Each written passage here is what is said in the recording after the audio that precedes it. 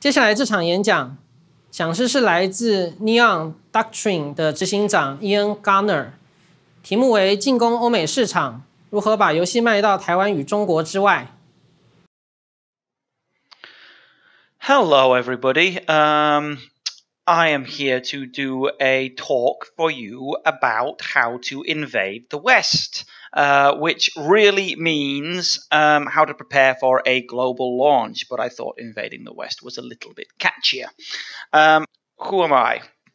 My name is Iain Garner, and I am the CEO of Doctrine. Many of you will probably be more familiar with another indie, which was our brand name up until about 3 months ago. We've been operating in this region since 2014, and we have launched 12 games since 2015 when we started launching games globally. We've sold over 3 million units worldwide, which I'm very, very, very proud of. We've worked with developers from Taiwan, mainland China, Indonesia, Malaysia, the Philippines, and many, many more. Our main goal has always been to work with developers in this region to build up communities and build up development in this region. So it's very, very close to my heart, and it's something that I've worked really hard to create an effective pipeline to help people like yourselves launch your games worldwide. Now, before we go any further, I think it's really important that I say that everything that I'm going to talk about in this speech is focused on premium PC and console gaming, i.e. games that you buy on those platforms. So if you are more focused on, say, VR or mobile gaming or free-to-play, my experience and my comments here might not be so relevant to you. I hope they're still useful, and if any of you have any questions, I'm always more than happy to answer them, but just be aware that maybe this talk is focused to a specific section of you, and the advice is tailored to them. Okay. So I figured the best thing to look at would be to look at some of our games that we've launched that have done really, really well abroad. So we'll have a look at starts with Simulacra, which was developed in Malaysia. It's a FMV horror game set inside a mobile phone, and it is doing incredibly well outside of Asia, with 70% of the revenue coming from US and EU. Vigil, The Longest Night, which was developed here, is a Taiwanese game. I would imagine many of you are familiar with the game, and if you're not, you should definitely go and play it because it's absolutely incredible. And that one is seeing more than 50% of its revenue coming from outside Asia. It's predominantly coming from US and EU. Sorry, 50% from US and EU. And we recently announced Legend of Tianding, which we haven't launched yet. So what I'm talking about with this one is wishlist data. And right now, we are currently at 42% of wish lists from outside Asia. And I'm very, very pleased with this because The Legend of Tianding is a very Asian property. It is a Taiwan folk hero. It is a Taiwan legend. The setting is based on Taiwanese art. It is an incredibly local game. So to have that game be performing so well globally already is a really strong start. So I'm really happy with that, and I think it shows that what we are doing is working, and that's why I want to have this chat with you guys and hopefully help you to find your own ways to launch games in the global market. So why do we invade the West? Why do we want to have our games be popular in US and Europe specifically? Well, there's a few different reasons. Specifically for my type of game, which is premium PC and console game, those are very traditional markets. They've sort of grown up. People my age are still active consumers in those marketplaces and are very comfortable spending money in those marketplaces. So it's often a lot easier to convince those customers to actually pay for games. Western consumers are also high value, which sounds kind of gross, but what I mean by that is that they pay more per unit than anyone else. Regional pricing has become a very powerful and, in my opinion, good thing over the last few years. But customers from US and Europe are generally paying more.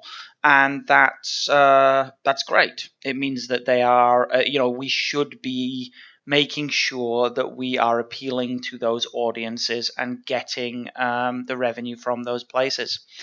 The other thing is that particularly US media is by far the strongest worldwide. The US soft power is a machine to be reckoned with, and having your game featured in popular US media means there is a knock-on effect. If your game is featured on the IGN YouTube channel, then you will very likely be featured on lots of regional channels as well, simply because IGN is so big and so famous.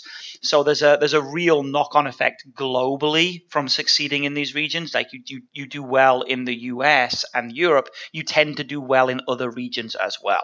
Obviously, that's not 100% true all of the time, but it's definitely worth considering. Now, I really want to emphasize this, because what I don't mean when I talk about invading the West or marketing globally, what I do not mean is that you should sacrifice your vision for Western audiences.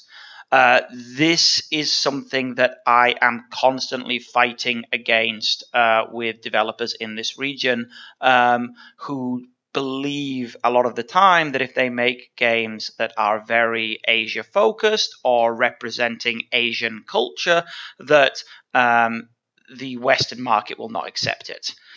That does not track with my experience. So I really want to push back against that. What I am not saying is focus on an appeal to a Western audience. That's not what I'm saying. What I'm saying is create your own art, create your own game, but make sure you're doing everything in your power to make those art forms, those games, get the attention they deserve globally. Okay?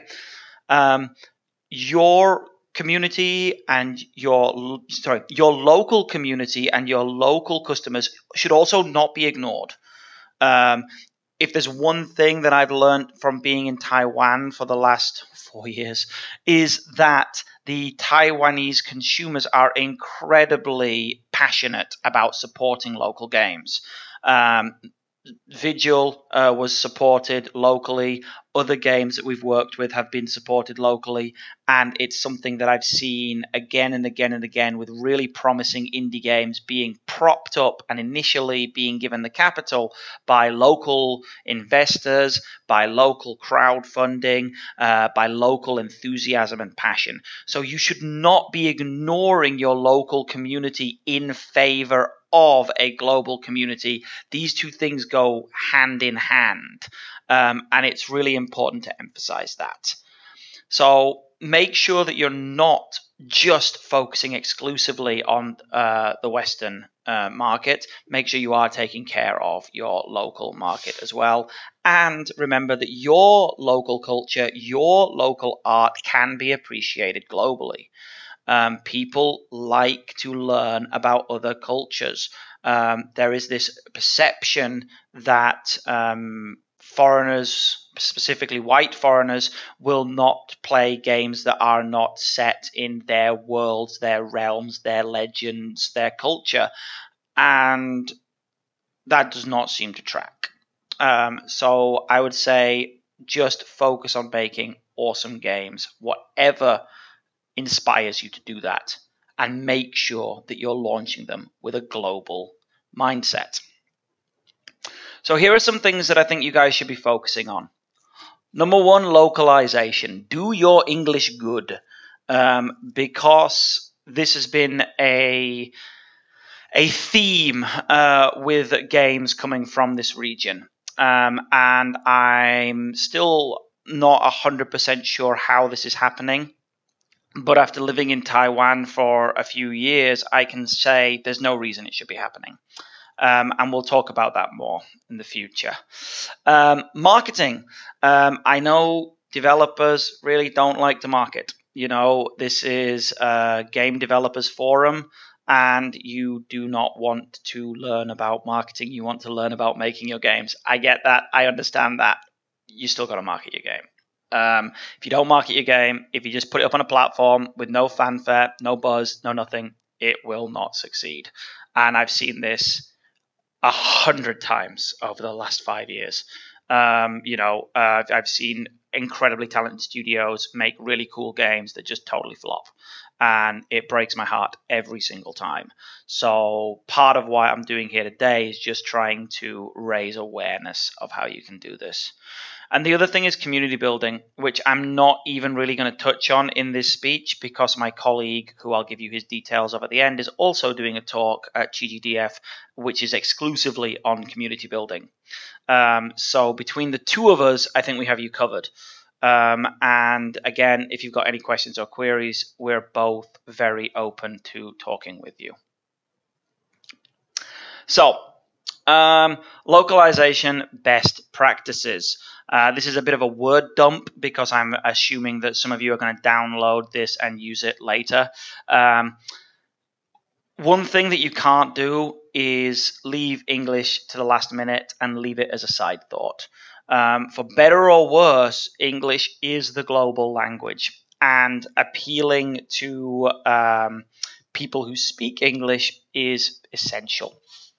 Whether it's you're appealing to consumers to buy your product, whether you're appealing to platforms to feature your product, whether you are trying to get an epic mega deal, or whether you are trying to just get Joe Blogs in Midtown America to wishlist, you're going to need to have English. And it's a very frustrating part of working in this region that I see a lot of people really not take this seriously. And it's something that I hope we can address as a community, because it massively hinders what you guys are capable of when you do not have good English. But it's not just about English. There are other languages as well. And one thing that I really encourage everybody to do is, I've included a hyperlink here, but our good friends at Toge in Indonesia created a tool which allows you to see which games are selling in which regions. What this means is that you can look at your competitors' games and similar games and find out which regions are performing really well. So, for example, a few weeks ago when we were looking at an adventure game, I did some research and I was quite surprised to see that adventure games do really, really well in Russia. In fact, Russia was number 2 for adventure games on Steam, which I found very surprising. And if I had not done that, I would not have known about this. So when I spoke to the developer, I made it clear, like, you've got to make sure you have a plan for Russian, because it's going to be a big chunk of your audience.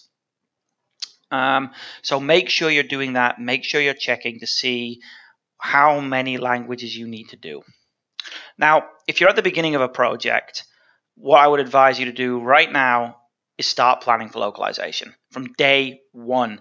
Do not leave localization as an afterthought, especially if you are developing in traditional Chinese to start with, because if you are making lots of mistakes right now, those mistakes can be very difficult to fix in the long run. So make sure that your UI is scalable. Make sure that everything you have is set up correctly. Make sure that you're keeping an eye on word counts, because if you are getting very, very, very, very, very wordy, it can get very, very, very expensive to localize. And that should be something you consider when you are doing your development, because the last thing you want is to be isolated to a single region through lack of planning. If you plan to have a massive word count and it's the thing you want to do, go right ahead, but make sure you've planned for that. My point is always, don't get sneak attacked.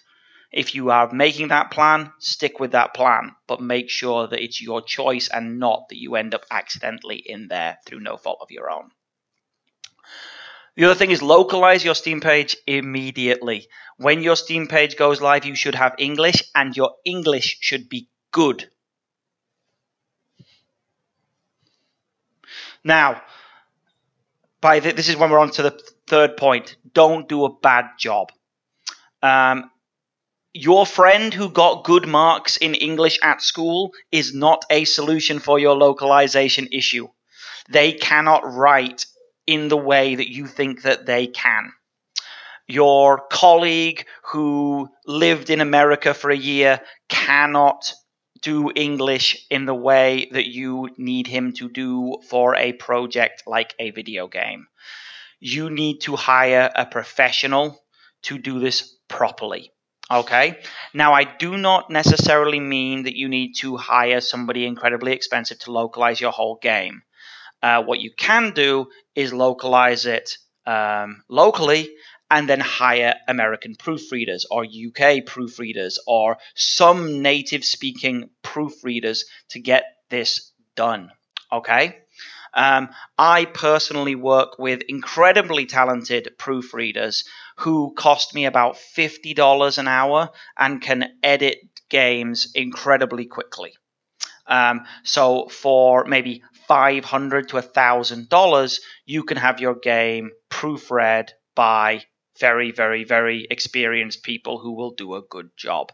It is money well spent. If you cannot afford that, then have a look around Taiwan. There are English teachers everywhere here. Everywhere. Look around, do some research, find somebody who is willing to do this for you. Do not only use your friend who spoke good English 2, 3, 4, 5, 10 years ago, because you will not get a good result.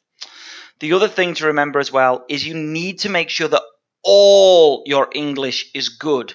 There is no point in having a game with incredible English in the game if the English in the trailer is terrible. And I have seen this on multiple occasions now. You need to make sure that all your English is being checked. Your localization quality assurance is incredibly important. And it's something that people are missing a lot. And it immediately turns off those all-important, all-spending American and European customers. So please, please, please make sure your English is up to scratch. If you need help doing that, you can always email me. I can recommend people. I can recommend professional proofreaders, and failing that, I can recommend locals in Taiwan who will be able to assist you. Okay? There is really no reason to be sending unedited, unpolished English into the public eye. Okay? Next thing I want to talk about is marketing. And I've divided that up into describing your game, creating your Steam page, creating your screenshots, trailer time, and announcement time. The reason why I've done this way is just because these are things that I think it's easy to break it up into, and it follows a certain timeline. Okay. You can move these and switch these around. The key point is that you need to be ready to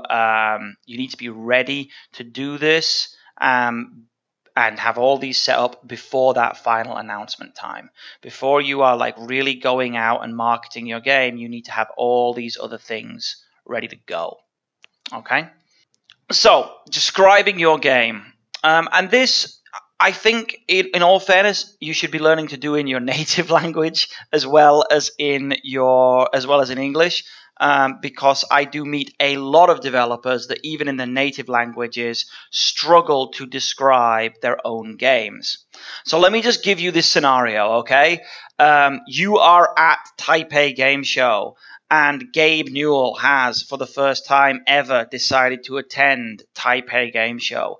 Everybody is incredibly excited to meet this man. His time is very limited. He's rushing around, going to meetings, but you luckily grab a moment with him outside your booth, and you have a few seconds to try and get his interest before he disappears off into the night. How do you do that? How do you explain what your game is, why it is interesting in a very limited amount of time? This is a really basic tool, but it's something that I am eternally surprised that people struggle with. So you can see below I have some of what we call elevator pitches, which is very short, very quick descriptions that give you a feeling for the games that you are describing. So for The Legend of Tianding, The Legend of Tianding is a stylish action platformer based on Taiwan's most infamous folk hero. Immediately, you know what it is, you know how it plays, you know that it's really cool and stylish, and you know that it's based on a real famous folk hero. Okay, it immediately conjures up exactly what you want to know about the game. Sinner Sacrifice for Redemption is a Souls-inspired boss battler where you get weaker as you defeat your foes. You understand the majority of what we're trying to put into that game, right? It's Souls-inspired. It's a boss battler. You get weaker as you go forward. All encapsulated into just a simple one sentence. And that elevator pitch for Sinner got us a meeting at Xbox, which ultimately got us a meeting at Games Pass. In a very similar situation that I just described, grabbing somebody in between meetings and just being able to say something that made them go, oh, that sounds interesting. Let me come back and check this out later. And so it works. I say that from personal experience.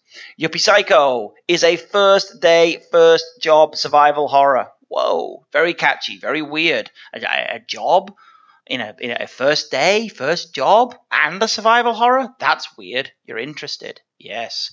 And Vigil the Longest Night is a horror Metroidvania set in a world without daylight and steeped in dark secrets. These little one-sentence descriptions for your game give you the power to explain to anybody in a very short time what you're working on, and it's essential. And it's something that will help you frame how you are describing your game going forward. Before you do any marketing, you should have your Steam page set up. You want to make sure that your Steam page is the place that you are directing people to. You need to get those wish lists, right? So you need to make sure that your Steam page is set up, and you need to make sure that it looks really, really good. So write your descriptions and localize them properly. I'm going to keep laboring this point. Get good screenshots. Don't get blurry, unclear, terrible screenshots. This is something that I see a lot on Steam, is people using very low resolution, very blurry screenshots where it's not clear what's going on or what it's supposed to be showing.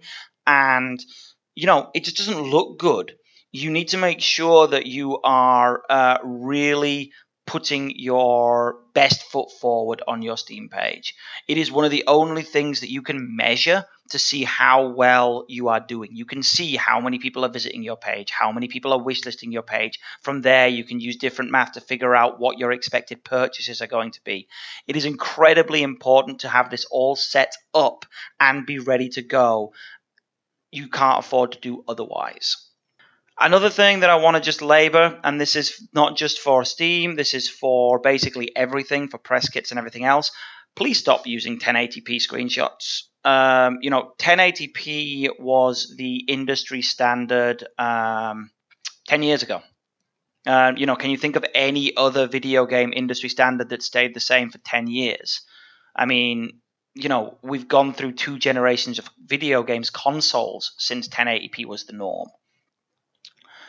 You need to make sure that you're taking screenshots in 2K or 4K. Anything less than that is no longer acceptable. And I get a lot of pitches from a lot of developers, not just in this region, but worldwide, with 720 screenshots. And when I'm looking at a 720 screenshot on my 2K monitor, it looks really blurry. It looks really, really, really unclear. And the last thing you want to be doing is showing something that doesn't make the customer go, wow. The customer has to be impressed. So it's really, really important to make sure that you're putting your best foot forward and thinking about this from an early on stage. Because the other thing to remember as well is that if you release marketing assets that are lower quality than what you want to be out there, those assets will haunt you forever. You will never get rid of them. They will crop up in media articles forever. I have worked on a game, done an announcement 1 year, 2 years before the game comes out. When we launched the game, they still use the freaking screenshots that were in that first announcement 2 years ago. So you need to make sure that whatever you release to the public is not something that's going to cause you problems in the future. Making your trailer.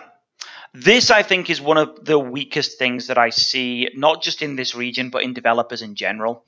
Good enough is not good enough. There is no child with war when it comes to trailer making.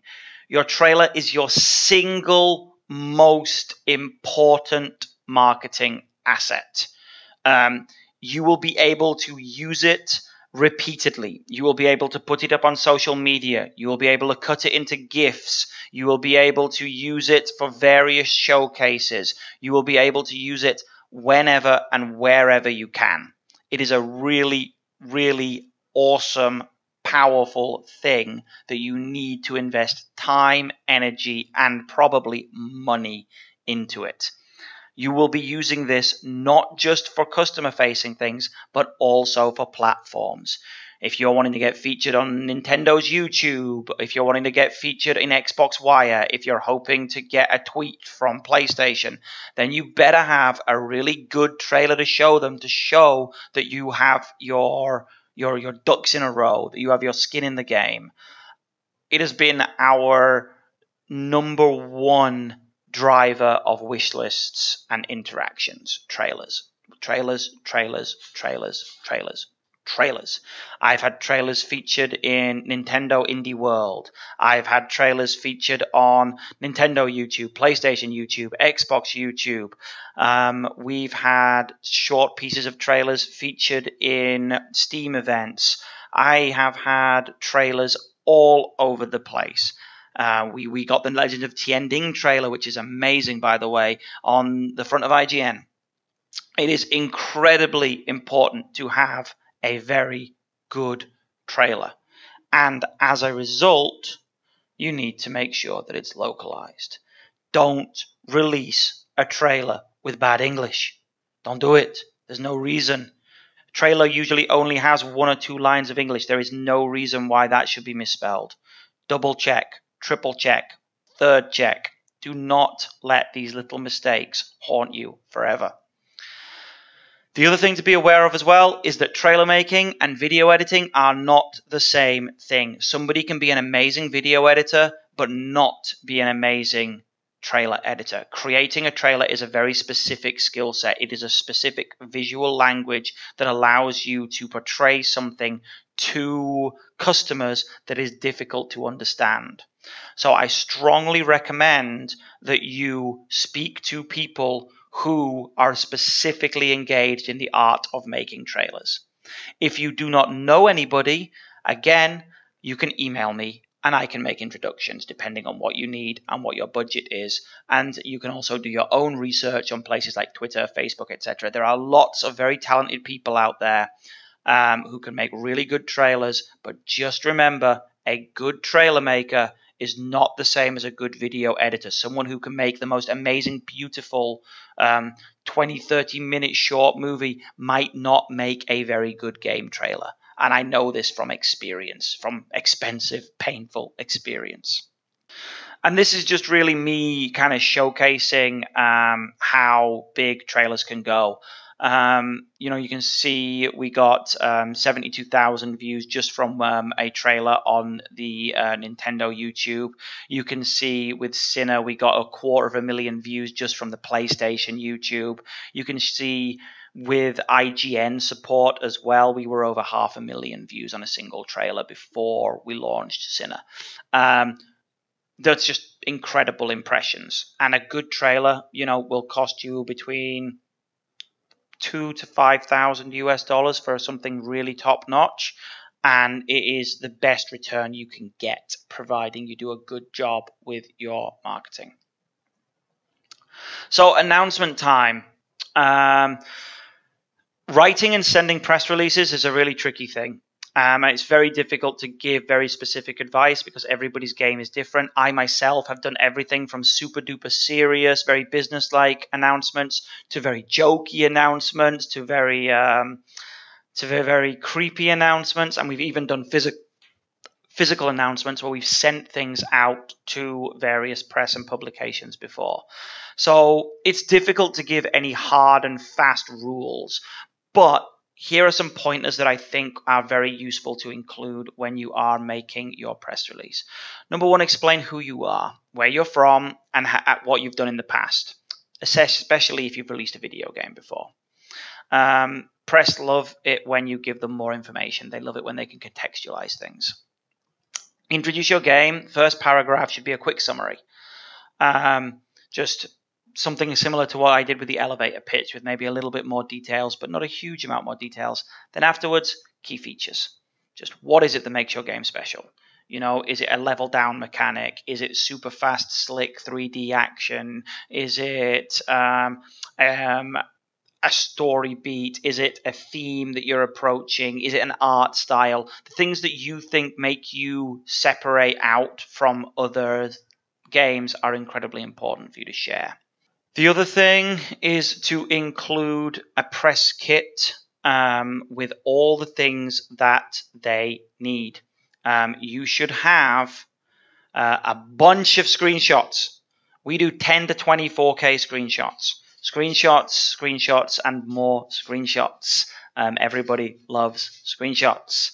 10 action-packed GIFs, at least. 1 incredible trailer. And 10 minutes of well-played B-roll. I say well-played because when you are sending the press B-roll of your games, do not play them badly. Otherwise, when the press edits and puts up your B-roll, the game doesn't look good because the player looks bad. And I know this because I last year released B-roll that I played of a game, and I was not very good while I was playing it, and everyone made fun of me, and it made me very sad. And it also definitely didn't make the best impression of the game. So do better than me, okay?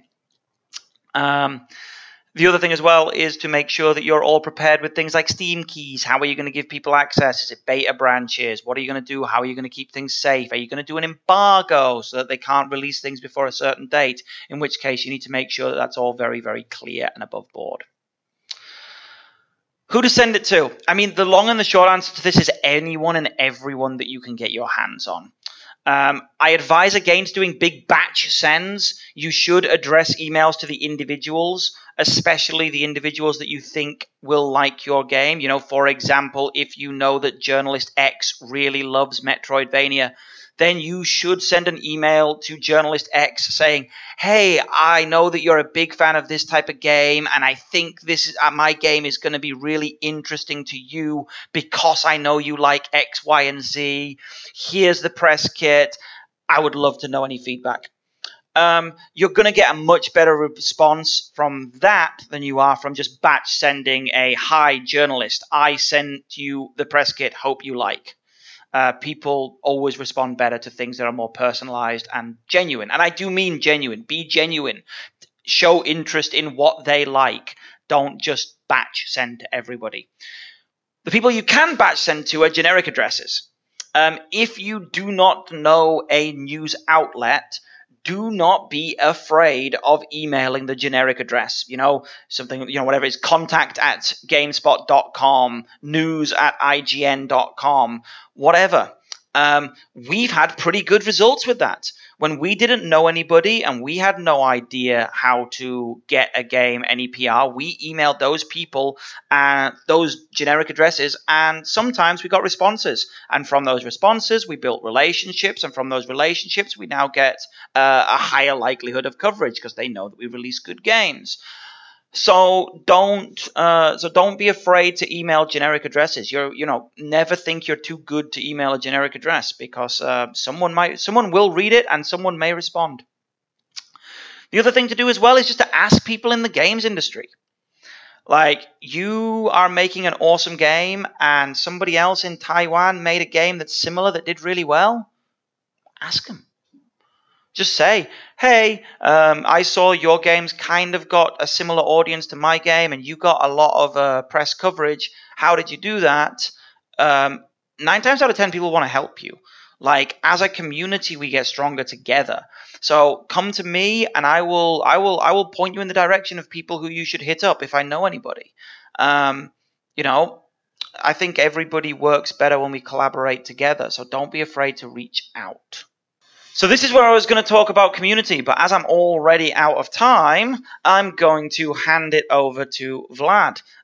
You should go and listen to his talk, which describes how you build, maintain, and generally focus a community on your games. This is incredibly useful and something that is very, very difficult to do without some guidance. Vlad has basically built our community from scratch by himself, and it's amazing. So 100% recommend that you go and listen to him. If you do have any questions or queries or comments, or you want to reach out and show me your game, or you want to ask me what you think you should do about X, Y, and Z, please do so. I pretty much respond to every email I get. If I miss one, send me another one and poke me, because I do try to respond to absolutely everything. Get your game ready. Launch it globally. Don't only think about the people who have seen it so far. I believe that Taiwan has the potential to be an incredible gaming hub, and you're already halfway there with the talent. It's just about getting the eyeballs and getting the attention and pushing that a little bit further. And I am really excited to be a part of all of this with you. So, yeah, that's it from me. I hope this was useful, and I will be available to answer questions, the real live version of me, in the chat. So, yeah, if you've got any questions, let me know. Thank you very much, and goodbye.